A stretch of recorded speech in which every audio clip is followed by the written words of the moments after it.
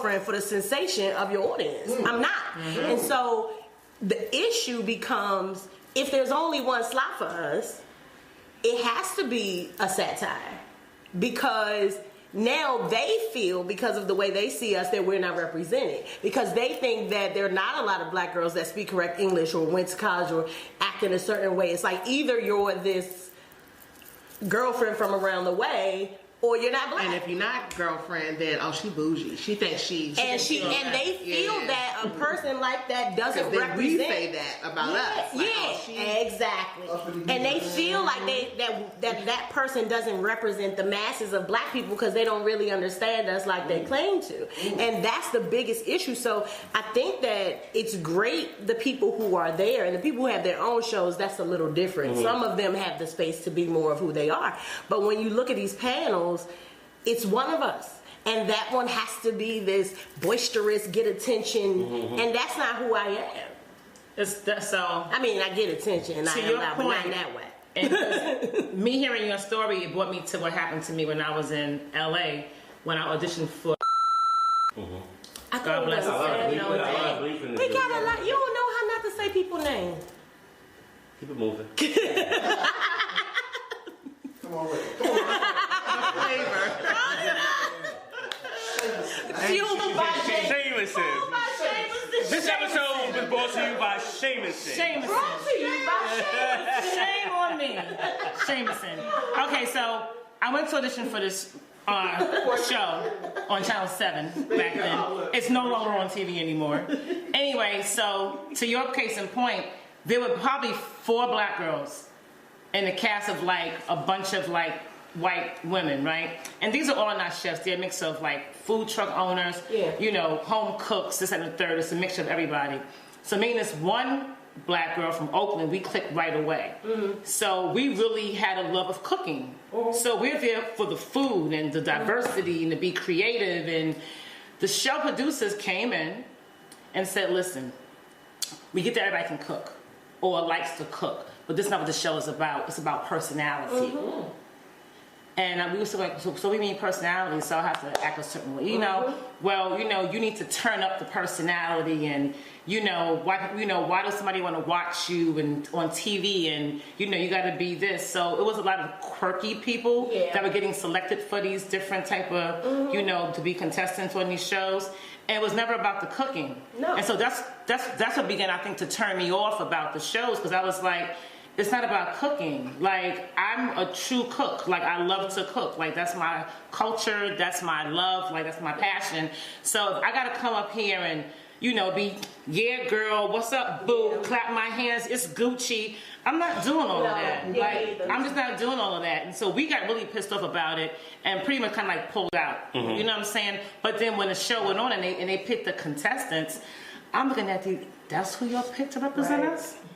I just want them to know that we're all of that. That's the part that bothers me so much. You pick the girls. We're skaters, we're girlfriends, we're this, we're hippies, we're everything. And that's the difference. I think that's one of the major differences between, because I'm learning. Like I said, I'm coming from an ignorant man chef, perspective. I'm learning that, for us as men, all we gotta do is be the chef. Yeah. Word up. You know what I'm saying? All we gotta do is be the chef. The chef does, you know what I mean? The chef, me being the chef is bringing a paycheck home and taking care of the family. Me being the chef is, I get the opportunity to go manage a kitchen and manage men and women and so forth and so on. All I gotta do is be the chef. I don't have to be the chef and the nurturer and the this and the that. And when he comes home, he's not a chef, he's Henry. And it goes back to also this whole thing we talked about, like, doing your own thing, you know. So now I can go to YouTube and here's my cooking page and come see me, and I can be whoever I am on that page and in that space. Yeah, that's a lot more platform. And that's a huge super dope. I mean, I guess one of the questions I have is, I hear all of the things that you guys are talking about. I hear everything that you've done, the things that you want to do, but my question is, what do you? And I say you, I mean female chefs, and specifically black female chefs, because that's what we're talking about here. We're talking about women of color. You know what I'm saying? The disenfranchised, and that's what who I'm going for. The brown girls. The brown girls. what do you need? What do you need as female chefs to feel more empowered in the industry? Not only from, male chefs or the industry itself or from each other. Like, what do you need? So, Alexis, I'm going to let this go to you first, and then Jamie can go after that. Alexis, so you heard the question? Okay. No, I didn't hear it. I'm sorry. Okay, so Henry's question was, tell again. So my question is, as female chefs, what is it that you think that at this point in the industry, this point in time, that you need to become more empowered in the industry? To come together and stop being competitive. She said to come together and stop being competitive. To come together and stop being competitive. When they say it's enough out here for everyone, it really is. It's a trillion industry. Everyone will have their time to shine. Yep. And the thing about it is, with us, honestly, when we come together, we can shine together. But everyone doesn't view it that way. Yep. Facts. Jamie, how you feel? I'm gonna tell you what I need. I'm like Rihanna said on the awards. You got white friends, they support us, pull up. So I feel that way about male chefs. Like, you see us, right? You in the industry, if you have an opportunity to hire us, do it. If you have an opportunity to give it to us. Like, right. Do that. So what I need is for y'all to pull up with us. You know what I mean? I know y'all working on your own space, but pull up with us. You sitting next to your counterparts. If you the executive chef, or if you're the you're the executive sous chef, and you talking to your executive chef, and he's a white man, and he don't see what you see in us, then you need to tell him, hit him. Be like, look, I'm telling you, I know she could do it. Right. So what I think, like I said, I didn't have a lot of bad experiences with other women. I had bad experiences with other women, but not with that. But, I mostly, if we just keep helping each other and working unilaterally, that's the proper word. This Jameson.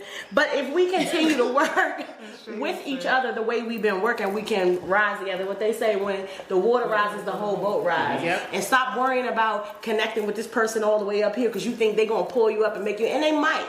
But work with these people right here who are your friends, who are doing the same thing, who are like-minded, who are supporting the same way, and let that creek rise. And then we all going to rise together. Okay. I guess my last question, one of my favorite quotes is, I might not even say it right, but it's heavy is the head that wears the crown. Oh, yeah, that's right. That's the thing. With that said, we could talk about a lot. I've asked the same question in the last two podcasts because I'm doing that for a reason, because I want to get us to have certain type of dialogue. Mm-hmm. Female chef of color, you out here, you networking, you opening businesses, you're entrepreneurial. You are doing it right now. What's your responsibility to the chef culture now? To raise them up. Yeah. To raise them up. I think our responsibility is that, and I think I speak to probably me, Jamie, and Alexis, and Reese on some level, because we from a different generation. Mm-hmm. You know what I'm saying? Like, these young girls now will have no idea about cooking. They don't care to cook. Their mamas don't cook. They didn't grow up with that same type of dynamic as a family. And I feel that that's what grounds us, and that's what gives us our passion for what we do, because we grew up seeing that. Like, that was, the kitchen is where the heart of the home is. Mm-hmm. So, when you grow up like that, and that's just something that's embedded in you from a young girl growing up, you look at that, you're a natural nurturer, and this, that, and the third. These young girls, they're not being taught the same way. They're not having the same experiences. So it's hard for them, and to no fault of their own, it's hard for them to kind of even believe in themselves, to want to get out there and do something and be proud of what they do, or have a passion for something. They don't even know what that looks like. Like, you always say this. You can't, what's the saying? You can't teach a person how to cook. You can't teach a person to cook to level that they've never eaten. That's a word. That's a word. That's a word. You might so be if they on never this Sunday eaten at that level, is it a chef preacher? you can't teach. Reverend Dr. Chef. Chef pastor. Pass the plate. Pass the plate. Chef Dr. Dudley. There you go. Right. Right, and you can't teach them to cook at a level that they've never eaten before. So if they never had escargot, or they never had food from different nationalities, or no Asian cooking, like we're chefs, we can cook any nationality of food because it starts with the spices that go into it. So each culture has their own spice. Once you know that dynamic, you can make pretty much anything. Right. You know what I'm saying? But they don't even want to learn that much. Like right now, I went to a meeting at a school in Southeast. They're having a real struggle with their culinary program. So I met with the chef there, and she's like, I just need ideas on how to help these kids. Like, they come in, they're not focused, they eat junk. She said that they have this thing that they take sausages and mash them up with sunflower seeds. Oh, like little pickled sausages? Like pickled sausages, and they mash them up. But they mash them up with... Yeah, they eat it as a snack. Y'all need to mind y'all business sometime. I love it. And I was just like, what the buffoonery is that? And she says, exactly. And she says, we're trying to get them, trained to go into a competition, and there's just no drive. Right. There's no sense of urgency. There's nothing. And can you come in and help us? You know what I'm saying? And even us starting our nonprofit, I already knew I'm not going to no high schools. Like, I'll probably end up in jail. So I'm going to stay on this side. You got to swear up. Because a lot of these students right now, it's just disrespectful across the board. And she was challenged with, like, if I tell them don't do something, it's like, you ain't my mother. Yeah. And then they start cursing them out. And then it's like, you can't even... really chastise them. You can't discipline them or nothing because they're gonna call the cops. They're gonna raise up on you. Right. Like, I can't be in that kind of environment. Right. You know what I'm saying? At this stage in my life, so it's gonna be really hard for us to kind of pull these young girls up if they don't want to be lifted up. Got it. So I mean, I feel like I just sat through a whole female chef masterclass. We got a couple of minutes left before we go. Just some last thoughts. Chef Jamie, I got 30 seconds. Well, honestly, I'm just teaching people purpose. I ain't even really focused on the food for them because I don't know what their purpose is. For me, I just try to show people through my life that if you follow your purpose, you can do anything. And you can touch people who ain't even interested in the same thing just by showing them that. So that's all I'm about is purpose. Find your purpose. Find your drive. Find all of that stuff. If you're looking for it, I can give it to you. If you ain't looking for it, then you got to stay where you at. Man, that was about 22 seconds. You did Miss Della Reese. I guess mine is, you say purpose, I say passion. Yeah. So I think that with me having, I'm sorry, you can still use it. With me, passion is what has made me have some success as a home cook. I enjoy doing it. And honestly, one of the reasons why I have not really done it full-blown professionally is because I feel like I love it so much that if I turn it into profit, I'm not going to love it the same way, and my food is not going to taste the same because it's not going to be the same love in it. But there are people who have that passion. My little niecey Pooh, she's 3 years old, and she sees me cooking and chopping, and she's like, I want to do it. I want to be a cheffer. She said, I'm a cheffer. And I'm like, yes, you are, boo. So my responsibility is to, help her and to make sure she maintains that passion. So keep you that said, passion. Purpose, passion. I'm gonna end it with love. Well, not end it, but love. I feel if you don't have love in what you do, it's going to show. It's the same like if you say that you are with somebody that's your significant other and you love them. Love is an action. You're going to see that by actions. So I feel when you love something, that's where the passion is driven from because your love of it. You know what I'm saying? So that's pretty much what I got. Like, you have to love what you do, and when you love what you do, the world will love it too. The one thing I've always said to Kim a lot, we have conversations, I'm like, I always see women networking and getting together and having networking events and doing this and doing that, and they winning, and men don't do that. We sit on our own porches by ourselves with our shotguns, daring somebody to come step through the gate, and we got to get off that. You understand what I'm saying? Especially in the chef industry, because there are other outside forces that are trying to do other things and keep us out of certain jobs and certain opportunities and so forth and so on.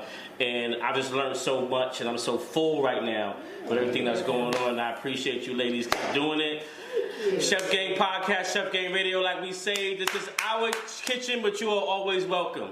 Peace out. Okay. Chef Kimberly VanKline, Passion for the Palate on IG. Cook Healthy, Eat Fresh on IG, and both on Facebook, same thing, Chef Kim VanKline, and Cook Healthy, Eat Fresh, and Passion for the Palates. Cool.